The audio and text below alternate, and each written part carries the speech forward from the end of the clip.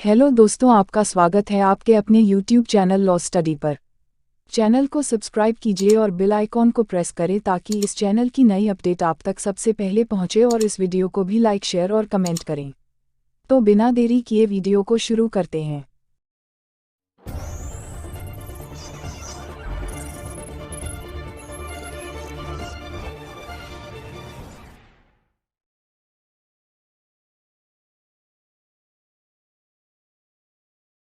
आज की इस वीडियो में हम भारतीय दंड संहिता में दिए जाने वाले दंड के बारे में बात करने जा रहे हैं।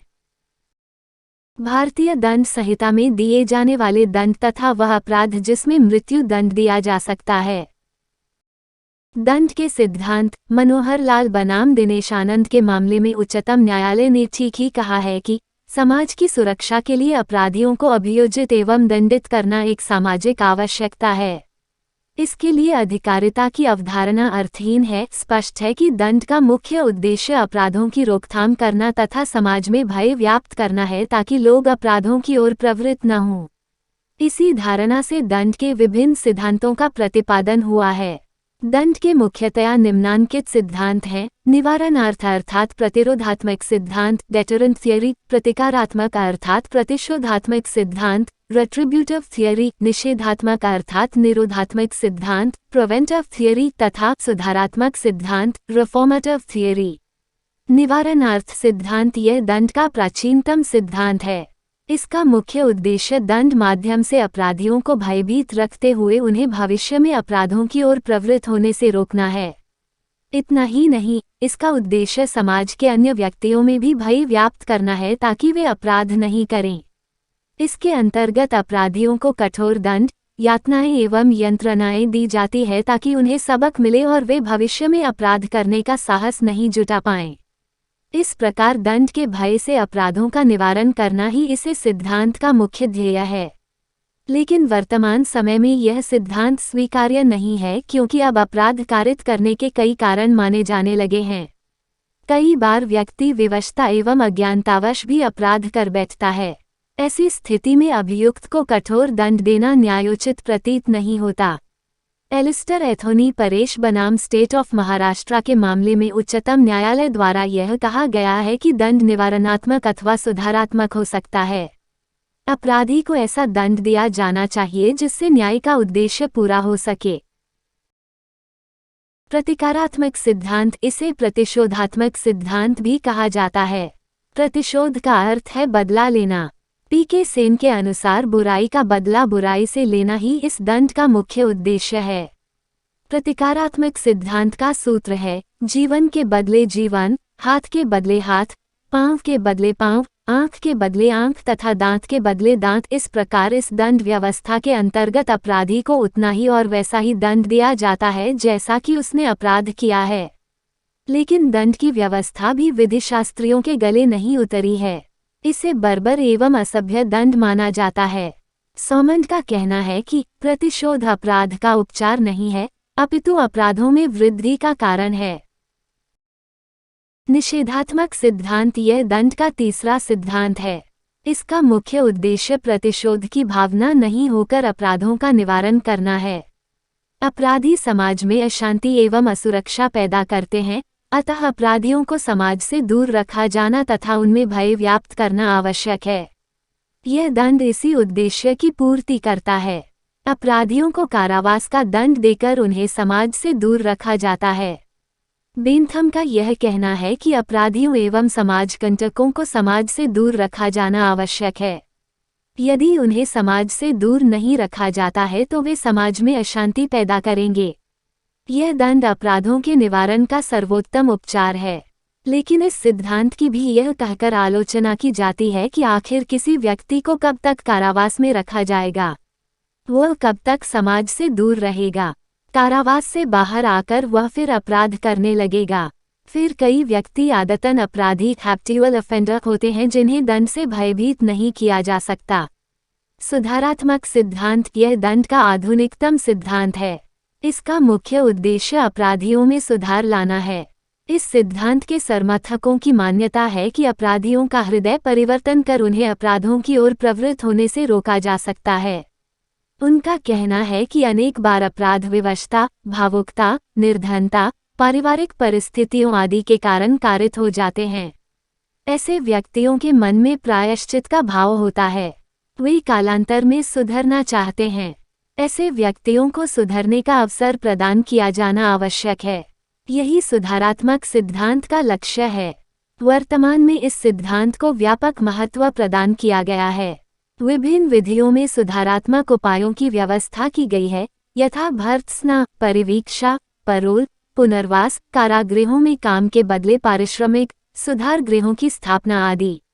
न्यायमूर्ति कृष्णा अय्यर दंड के सुधारात्मक सिद्धांत के प्रबल समर्थक रहे हैं।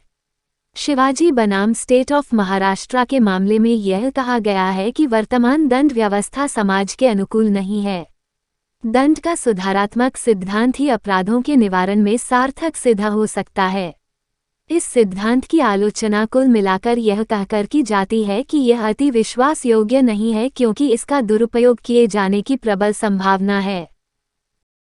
दंड के प्रकार। भारतीय दंड संहिता 1860 की धारा 53 में दंड के विभिन्न प्रकारों का उल्लेख किया गया है।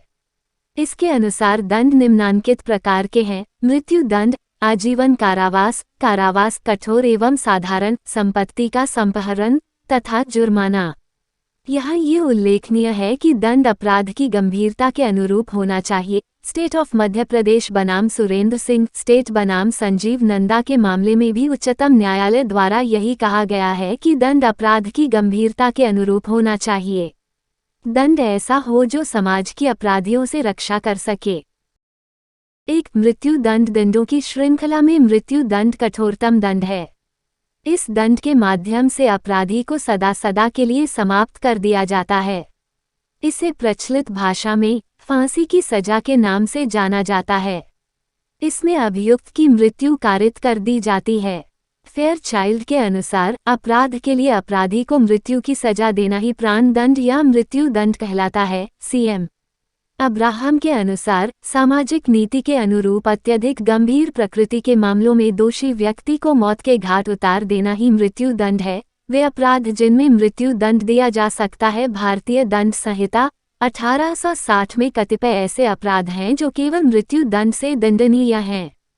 यह अपराध निम्नलिखित हैं: सरकार के विरुद्ध युद्ध छेड़ना, धारा 121 सैनिक विद्रोह का दुष्प्रेरण, धारा 132 किसी निर्दोष व्यक्ति को मृत्यु दंड से दंडित कराने के लिए मिथ्या साक्ष्य देना या मिथ्या साक्ष्य गढ़ना, धारा 194 हत्या, धारा 302 आजीवन कारावास भुगत रहे अभियुक्त द्वारा हत्या का अपराध कारित किया जाना, धारा 303 किसी बालक या विक्षिप्त व्यक्ति को आत्महत्या करने के लिए दुष्प्रेरित करना, धारा 305 आजीवन कारावास की सजा भुगत रहे अभियुक्त द्वारा हत्या का प्रयास किया जाना, धारा 307 हत्या सहित डकैती, धारा 396 मृत्यु दंड का औचित्य। मृत्यु दंड यद्यपि प्राचीनतम दंड व्यवस्था है और अपराधों के निवारण के लिए इसे अपरिहार्य माना गया है, लेकिन वर्तमान समय में इसे उपयुक्त नहीं माना जाता है। विधिवेताओं का कहना है कि मृत्यु दंड से अपराधों के निवारण की धारणा भ्रामक है। सदरलैंड का भी यही कहना है कि मृत्यु दंड अपराधों की रोकथाम का अंतिम उपाय नहीं है। हमारे न्यायालयों ने भी अनेक निर्णयों में यह कहा है कि मृत्यु दंड विरले अर्थात विलक्षण मामलों rarest of the rare case में ही दिया जाना चाहिए। सुभाष रामकुमार बनाम स्टेट ऑफ महाराष्ट्र के मामले में उच्चतम न्यायालय द्वारा यह कहा गया है कि मृत्यु दंड अत्यंत विलक्षण मामलों में ही दिया जाना चाहिए। Case must be of the rare one for awarding the death penalty. Suresh बनाम स्टेट ऑफ उत्तर प्रदेश के मामले में अभियुक्त द्वारा अपने भाई के संपूर्ण परिवार को मौत के घाट उतार दिया गया था। यह नृशंस एवं क्रूरतम हत्या का मामला होने से मृत्युदंड योग्य ठहराया गया। पुरुषोत्तम दशरथ बोराटे बनाम स्टेट ऑफ महाराष्ट्र के मामले में एक बालिका को घर से उठा ले जाने, उसके साथ सामूहिक बलात्कार करने तथा बलात्कार के बाद गला घोंटकर उसकी हत्या कर देने को विलक्षण प्रकृति का मामला माना गया है। मुकेश बनाम स्टेट के मामले में एक 23 वर्षीय छात्रा के साथ सामूहिक बलात्कार किया गया था। अभियुक्त गणों द्वारा अभियुक्त्री को गर्म सलाखों से दागा गया, उसके साथ बारी बारी से बलात्कार किया गया, उसके साथ अप्राकृतिक मैथुन भी किया गया, मुख मैथुन का प्रयास किया गया। अभियुक्तगण द्वारा उसे अपनी वासना का शिकार बनाया गया। अंततः वह मृत्यु की शिकार हुई। इसे विलक्षण प्रकृति का मामला रेयरेस्ट ऑफ रेयर केस मानते हुए मृत्यु दंड का आदेश दिया गया। इस प्रकार कुल मिलाकर यह कहा जा सकता है कि मृत्यु दंड की उपयोगिता केवल विलक्षण प्रकृति के मामलों rarest of the rare cases तक रह गई है। 2. आजीवन कारावास। मृत्यु दंड के पश्चात आजीवन कारावास लाइफ इम्प्रिजनमेंट को कठोरतम दंड माना जाता है। यह कारावास हत्या, बलात्कार, दहेज, मृत्यु, डकैती जैसे गंभीर मामलों में दिया जाता है। नायब सिंह बनाम स्टेट के मामले में आजीवन कारावास को कठोर कारावास ही माना गया है। आजीवन कारावास का शाब्दिक अर्थ है जीवन पर्यंत कारावास, लेकिन दंड प्रक्रिया संहिता 1973 की धारा 433 के अंतर्गत यह 14 वर्ष में पूरा हो सकता है। लक्ष्मण नास्कर बनाम स्टेट ऑफ वेस्ट बंगाल के मामले में उच्चतम न्यायालय द्वारा यह अभिनिर्धारित किया गया है कि आजीवन कारावास से अभिप्राय जीवन पर्यंत कारावास से है। इससे पूर्व छूट का लाभ प्राप्त कर अभियुक्त स्वतः कारावास से मुक्त नहीं हो जाता। छूट का लाभ केवल समुचित सरकार के पृथक आदेश से ही प्राप्त हो सकता है। दुर्योधन बनाम स्टेट ऑफ उड़ीसा के मामले में यह विनिर्धारित किया गया है कि आजीवन कारावास से अभिप्राय संपूर्ण जीवन पर्यंत कारावास से है, जब तक कि समुचित सरकार द्वारा उसे कम नहीं कर दिया जाए। 3. कारावास। कारावास का दंड एक सामान्य प्रचलित दंड है। प्रायः सभी देशों की दंड विधियों में कारावास के दंड की व्यवस्था मिलती है। सामान्यतः अधिकांश अपराधों के लिए भी कारावास के दंड का प्रावधान है। कारावास 2 प्रकार का होता है, कठोर कारावास एवं साधारण कारावास। 4. संपत्ति का संपहरण। संपत्ति का संपहरण भी दंड का एक रूप है। भारतीय दंड संहिता 1860 की धारा 126, 127, 169 तथा 263 के अंतर्गत कारित अपराधों के लिए संपत्ति के संपहरण के दंड का प्रावधान है। R.S. जोशी बनाम अजीत मिल्स। पूर्व में भारतीय दंड संहिता की धारा 61 एवं 62 में भी संपत्ति के संपहरण की व्यवस्था थी, लेकिन ये दोनों धाराएं सन 1921 के अधिनियम द्वारा निरस्त कर दी गई हैं। 5. जुर्माना। सबसे निम्न प्रकृति का दंड है जुर्माना। इसे अर्थदंड भी कहा जाता है। कई अपराधों में जुर्माने का दंड कारावास के दंड के साथ होता है, लेकिन साधारण प्रकृति के अपराधों में केवल जुर्माने का दंड ही होता है, जैसे भारतीय दंड संहिता की धारा 154 एवं 294 के अंतर्गत 1000 रुपये तक, धारा 137, 171 ज तथा 171 झ के अंतर्गत 500 रुपये तक तथा धारा 263 का 283 तथा 209 के अंतर्गत 200 रुपये तक के जुर्माने का प्रावधान किया गया है।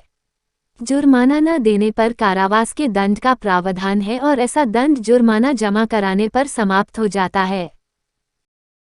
तो दोस्तों, इस वीडियो को अंत तक देखने के लिए धन्यवाद। वीडियो को लाइक, शेयर और कमेंट करें, साथ ही चैनल को सब्सक्राइब करें और बेल आइकॉन को दबाना ना भूलें ताकि इस चैनल की सभी अपडेट आप तक सबसे पहले पहुंचे।